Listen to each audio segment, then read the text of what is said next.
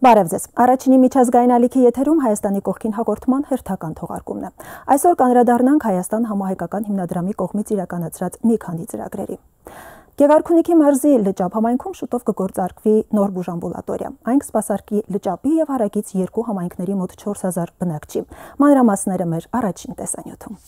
Հայաստան համահայկական հիմնադրամի համաշխարհային ցանցի ներկայացուցիչները հայրենիքում են։ Հոգաբարձուների նիստի շրջանակում նաև ծանոթանալու եւ տեղում տեսնելու են բոլոր այն ծրագրերը, որոնց նախաձեռնողն ու ֆինանսավորողը հիմնադրամն է եւ աշխարհասփյուր հայությունը։ Տեղական մարմինների ներկայացուցիչների առաջին կանգառը Գեղարքունիքի մարզի լճապ համայնքում էր։ Դեռ 1 տարի առաջ հիմնադրամը այստեղ նախաձեռնեց կառուցել նոր բուժամբուլատորիա, առողջապահական ծառայությունների հասանելիությունն ու որակը բարելավելու նպատակով։ Ժողովրդի համար գարձեմ հոգեգան հանգստություն մնե ադիգա, որ իրենք պիտի գարենան քիտնալ, որ իրենց մոդագա դեղը գառույց մգա, որ բժիշկ մգրնան դեսնել։ Շվեդիայի տեղական մարմնի ներկայացուցիչը փաստեց, որ այս բուժամբուլատորիան մի քանի անգամ կհեշտացնի բնակիչների գործը։ Բժշկական ծառայություններից օգտվելու համար տեղի բնակիչները ոչ երկար ժամանակ կծախսեն, ոչ էլ ֆինանսապես կտուժեն։ Հիմա եթե օրինակի համար աշտապ մեգա հիվանդացավ, այս քյուրը եթե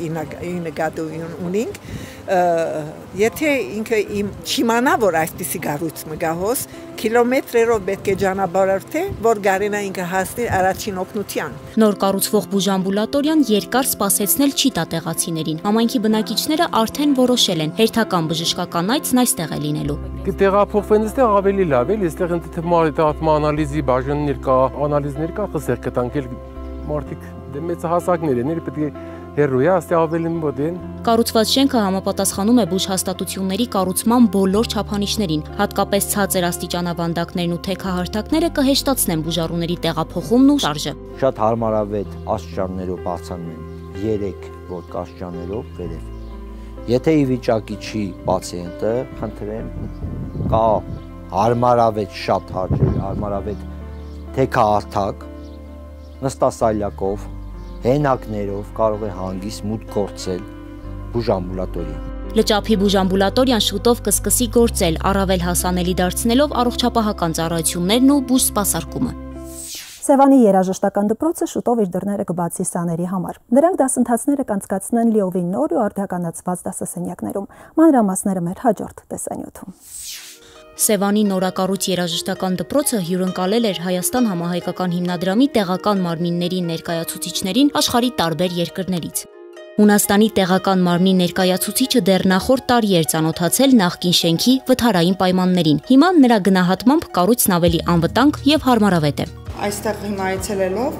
իրավիճակը տեսնելով նորի ու հիմնի տարբերությունը շատ մեծ է, ու սա շատ վառ օրինակ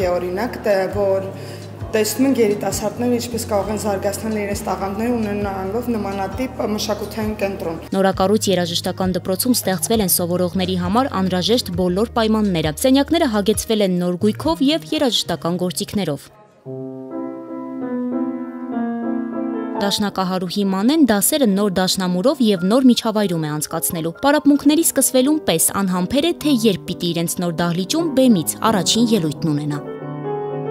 Հին դպրոցում մեծ դահլիճ չկար, իստեղ եւ բեմա լինելու եւ մեծ դահլիճ, նստատեղները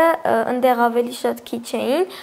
մարդկանց մեծամասնությունը կանգնած էր, իսկ ստեղ բոլորը կնստեն։ Նորակառույց երաժշտական դպրոցի պայմանները կնպաստեն նաեւ նոր տաղանդների բացահայտմանը։ Դաշնամուրային բաժնի ուսուցչուհին վստահ է, նոր շենքը մեծ ոգևորություն կառաջացնի հատկապես երաժշտասերների շրջանում։ Այն կխթանի եւ աշակերտների հաճախելիությանը, ավելի շատ մեծ թվով երեխաներ կհաճախեն եւ դա կնպաստի մեր քաղաքում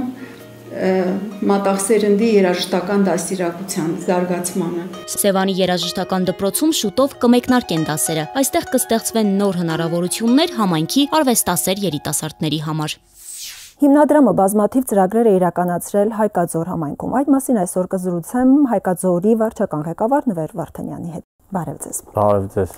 Պարոն Վարդանյան, մինչ այս պահը հիմնադրամի կողմից ինչ ծրագրեր են իրականացվել Հայկաձոր համայնքում։ Հիմնադրամը իրականացրել է ամենակարևոր ծրագրերից մեկը Հայկաձոր բնակավայրում ջրամատակարարումը շուրջօրյա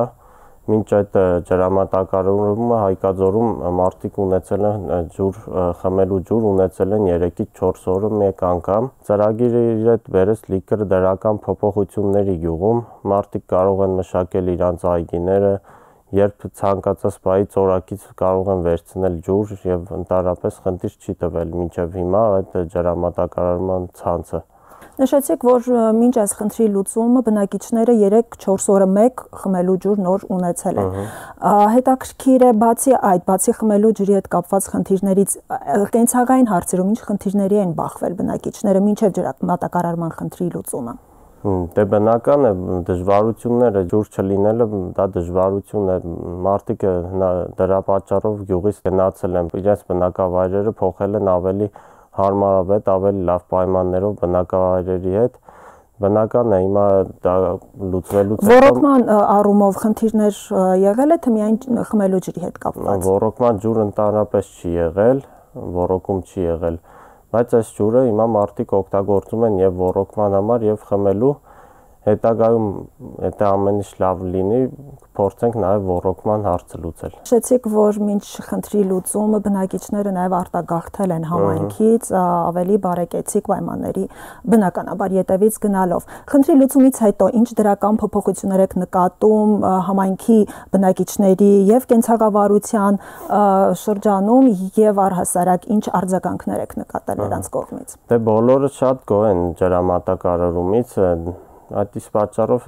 կաշխատեն ավելի շատ չեն գնա էլի գյուղից, չեն լքի բնակավայրը։ Իսկ արտագաղթի պարագայում, այսինքն այս խնդրի լուծումից հետո վերադարձ նկատել եք գրանցվել։ Վերադարձ չի նկատվել, բայց նկատվել է, որ մարդիկ սկսել են չլքել իրենց բնակավայրը։ Մի քանի օր առաջ մեր գյուղում ճանապարհի հարցն էլ լուծվեց, ասֆալտապատվեց գյուղ մտնող գլխավոր ճանապարհը։ Պայմանները բնական է, թե ճանապարհը կա, ջուրը կա, արտագաղթ չի լինի, էլի։ Պարոն Վարդանյան, բացի այս ծրագրից կան արդյոք այլ ծրագրեր, որոնք իրականացվել են մինչ այս պահը կամ նախանշված ծրագրեր, որոնք առաջիկայում պետք է իրականացվեն։ Մոտ մի ամիս առաջ հիմնադրամը գյուղում իրականացրեց մեր գյուղի դպրոցում իրականացրեց արմատ լաբորատորիայի կառուցում իր ամբողջ գույքով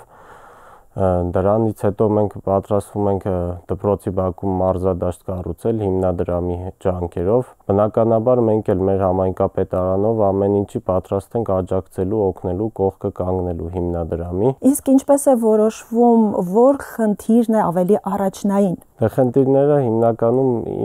ես քննարկում եմ հիմնադրամի անդամների հետ։ Իսկ համայնքի բնակիչների կողմից արձագանքներ, առաջարկներ Համայնքի բնակիչներին բնականաբար ցանկացածի կարծիքի իմ համար կարևոր է, բոլորի հետ քննարկում եմ, հասկանում եմ, որը ավելի արագ լուծման կարիք ունի, որը ավելի դրական ազդեցություն կունենա բնակավայրի վրա,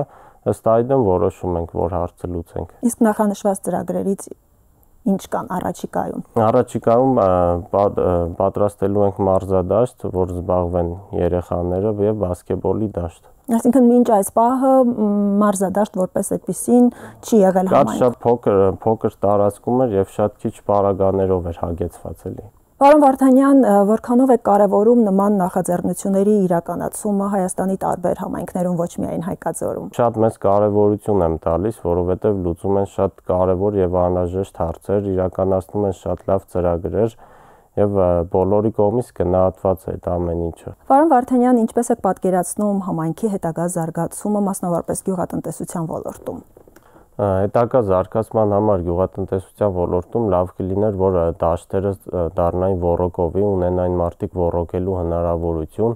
կսկսեին ավելի շատ մշակել եւ իրենց մշակածից արդյունքը ավելի մեծ կլիներ, քան հիմա է։ Իսկ այս պահին բացի այդ խնդրից, առկա էլ ինչ խնդիրներ կան, որոնք պետք է որ անհապաղ լուծվեն։ Գյուղի ակտիվության համար շատ կարևոր դեր ունի տրանսպորտը, որը արդեն 3 տարի է մեր գյուղից եւ մի քանի գյուղերից մեր շրջանի բացակայում է քաղաքի հետ, այսինքն Գյումրիի հետ, շրջկենտրոնի հետ կապը չկա տրանսպորտի հետ։ Դա իր հետ ինչ խնդիրներ է բերում։ Բնականաբար ոչ բոլորը ունեն մեքենաներ, ոչ բոլորը հնարավորություն ունեն ցանկացած պահի գնալ իրենց ուզած տեղը, իսկ տրանսպորտը բոլորին հարմար էր, որ բոլորն է կարող էին տեղափոխվել իրենց ուզած կետին հասնել տրանսպորտով։ Պարոն Վարդանյան, որքանով որ տեղյակ եմ, համայնքում բժշկական հաստատություն որպես այդպեսին եւս չկա։ Այս առումով բնակիչները ինչպես են կարողանում իրենց առողջության խնդիրները լուծել։ Բժշկական հաստատությունը բացակայում է համայնքից